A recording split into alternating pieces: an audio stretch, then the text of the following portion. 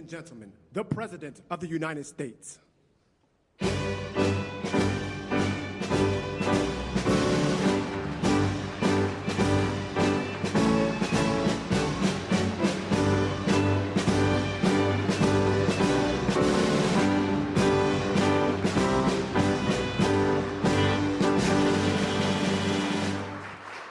Well, thank you very much.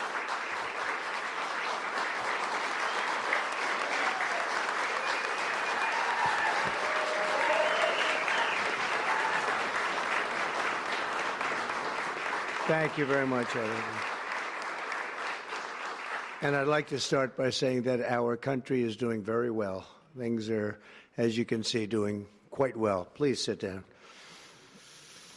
Before we begin, I just want to announce that I signed a proclamation a few moments ago honoring the 250th anniversary of Patrick Henry's famous speech to the Second Virginia Convention, in which he declared very well-known, very famous words, "Give me liberty or give me death." Has anyone heard the phrase? I think most of you have.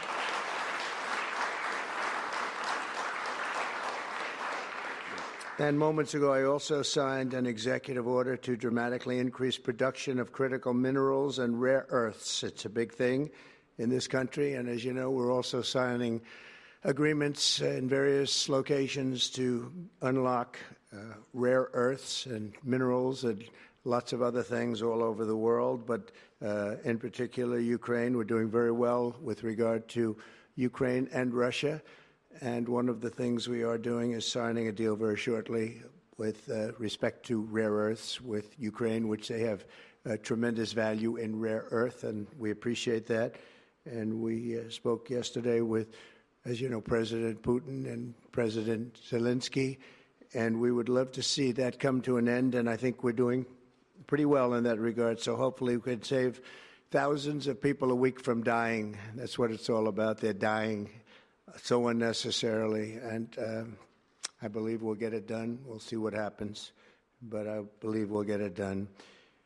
Today we take a very historic action that was 45 years in the making. In a few moments, I will sign an executive order to begin eliminating the Federal Department of Education once and for all.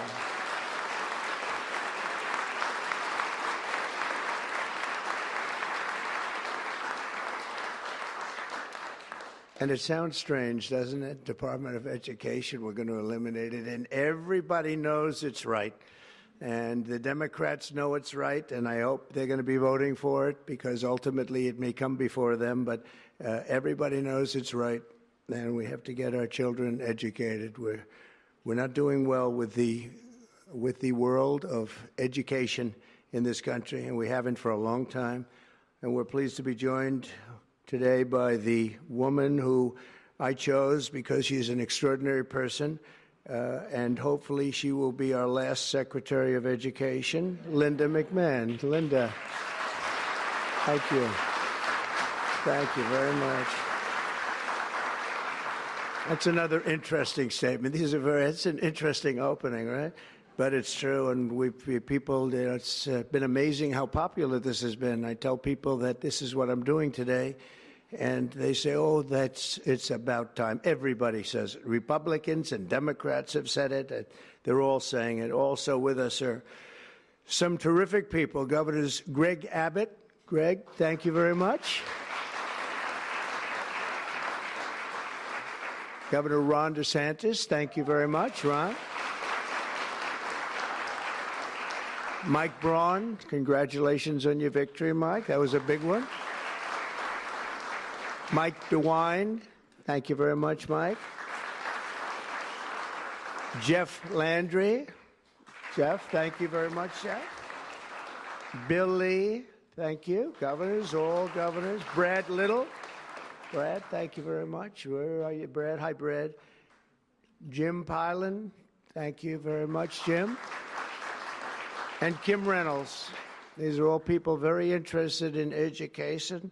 And I even see Dan Patrick over there, my friend Dan Patrick. We're joined also by Representatives Tim Walberg and Virginia Fox, Rick Allen, Michael Rulli, and again, Dan Patrick. Thank you very much, Dan. You've been a great friend of ours. And State Attorneys General Ken Paxton. Ken, I see you there. Andrew Bailey. Andrew, what a job you've done, Andrew. You have some good cases going. You've done a great job. Thank you very much. And co-founder of Moms for Liberty, Tiffany Justice. She's been a hard worker. Thank you. Thank you, Tiffany. When President Carter created the Federal Education Department in 1979, it was opposed by members of his own cabinet, as well as the American Federation of Teachers, the New York Times editorial board, and the famed Democrat Senator Daniel Patrick Moynihan. History has proven them right, absolutely right. After 45 years, the United States spends more money on education by far than any other country, and spends likewise by far more money per pupil than any country, and it's not even close. But yet, we rank near the bottom of the list in terms of success. It's an amazing stat. Those are two stats you don't want. The most money spent per pupil, and you're at the bottom of the list. And that's where we are, like it or not, and we've been there for a long time. 70% of 8th graders are not proficient in either reading or in math. 70%. 40% of 4th graders lack even basic reading skills, can't read. Students in our public elementary and middle schools score worse in reading today than when the department opened, by a lot. In Baltimore, 40% of the high schools have 0 students who can do basic mathematics. Not even the very simplest of mathematics. I said, give me your definition of basic, and they're talking about like adding a few numbers together. Despite these breathtaking failures, the department's discretionary budget has exploded by 600% in a very short period of time, and it employs bureaucrats in buildings all over Washington, D.C. And as a former real estate person, I will tell you, I ride through the streets of Washington, and it says Department of Education, Department of Education. I said, how do you fill those buildings? It's crazy what's happened over the years. I'm pleased to report that after offering these federal employees 2 generous buyout options, and they were very generous, and they're good people, but they were very generous. My administration has initiated a reduction in force, and we're already cutting numbers that were really surprising to a lot, that we were able to do it so successfully. And we've cut the number of bureaucrats in half. 50% have taken office, which is great. Thank you. Under the action I'm taking today, a small handful of Democrats and others that we have employed for a long time, and there are some Republicans, but not too many, I have to be honest with you. But the department's useful functions, and such as, and they're in charge of them, Pell Grants, Title I funding, resources for children with disabilities and special needs will be preserved, fully preserved. They're all going to be so. If you look at the Pell Grants, it's supposed to be a very good program, Title I funding, and resources for children with special disabilities and special needs. They're going to be preserved in full and redistributed to various other agencies and departments that will take very good care of them. And it's very important to Linda, I know, and it's very important to all of us. But beyond these core necessities, my administration will take all lawful steps to shut down the department. We're going to shut it down, and shut it down as quickly as possible. It's doing us no good. We want to return our students to the states, where just some of the governors here are so happy about this. They want education to come back to them, to come back to the states, and they're going to do a phenomenal job. You know, if you look, Denmark, Norway, Sweden, I have to tell you, I give them a lot of credit. China's top 10. And so we can't now say that bigness is making it impossible to educate, because China is very big. But you have countries that do a very good job in education. And I really believe, like some of the governors here today, from states that run very, very well, including a big state like Texas, but states that run very well are going to have education that will be as good as Norway, Denmark, Sweden, and those top, Finland, those top countries that do so well with education. I think they'll do every bit as well. And what do you think about that, Governor? Do you agree? I think so. Ron, do you agree? I think so. Florida? Iowa? That's right. I really believe that. They'll be as good as any of them. And then you'll have some laggards, and we'll work with them. And we can all tell you who the laggards will be right now, probably, but let's not get into that. But we'll work with them, and we're going to make them, they'll do a job. I think they'll do a job, and they'll go to sections of the state. For instance, New York, you'll have a Manhattan, and you'll have a Suffolk County, and you'll have Nassau County, and you'll have Westchester County. You'll do 4 or 5 or 6 of them. You have upstate New York, and those counties, I think, are going to do very well. And I think ultimately Manhattan should do very well. But we'll break it down into sections, and I think it'll be really, really good. And they're going to be probably the tougher ones, but I think they have a chance to do really well. But we're going to be returning education very simply back to the states where it belongs, and this is a very popular thing to do, but much more importantly, it's a common sense thing to do, and it's going to work. Absolutely, it's going to work. And I can tell you from dealing with the governors and others in the state, they want it so badly. They want to take their children back and really teach their children individually. Probably the cost will be half, and the education will be maybe many, many times better. So we look forward to this. I want to just make one little personal statement. Teachers, to me, are among the most important people in this country, and we're going to take care of our teachers. And I don't care if they're in the union or not in the union. That doesn't matter. But we're going to take care of our teachers, and I believe the states will take actually better care of them than they are taken care of right now. They'll work all sorts of systems and even merit systems. Those great teachers are going to be maybe a little bit better rewarded, or maybe that's the way it should be, but the states are going to make that decision. But we're going to love and cherish our teachers along with our children, and they're going to work with the parents, and they're going to work with everybody else, and it's going to be an amazing thing to watch, and it's really going to be something special. And Linda, you're presiding over something that's so important, and you're going to do a fantastic job, just like you have your whole life. I know your whole life I've been watching you. I've been watching you for a long time. She's had nothing but success. So it's tremendous to have you, and hopefully you won't be there too long, but we're going to find something else for you, Linda, okay? So this will conclude what we are talking about with respect to our most cherished group of people, and that's our children. We want to have our children well educated. We want them to love going to school. We have examples of it. Look at those beautiful, bright-eyed faces. They are so smart. They're so smart. And with that, I'm going to come down, and we're going to sign a very important document, and we're going to be on our way. People have wanted to do this for many, many years, for many, many decades. And I don't know, no president ever got around to doing it, but I'm getting around to doing it, so thank you very much.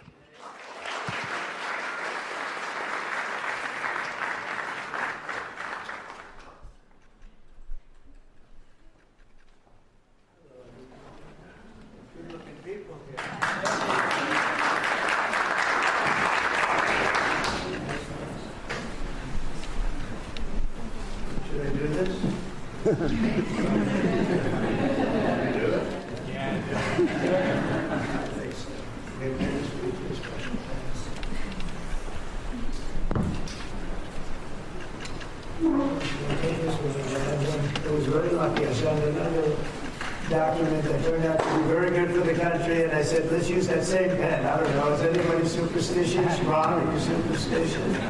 Let's use that same pen.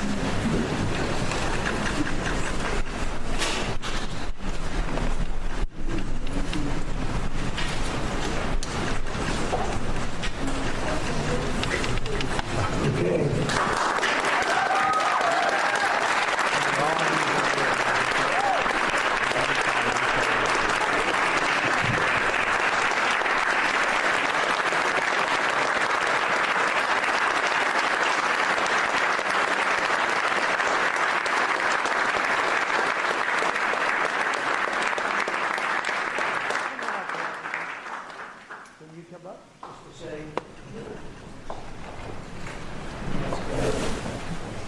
Very important, big factor here. Good luck, sir.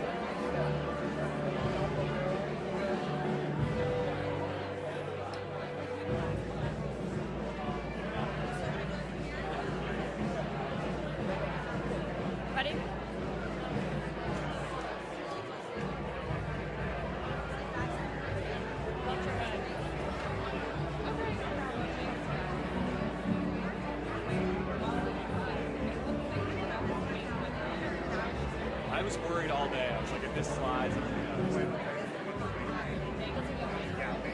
It's fine. Whatever. I can stand the side. What?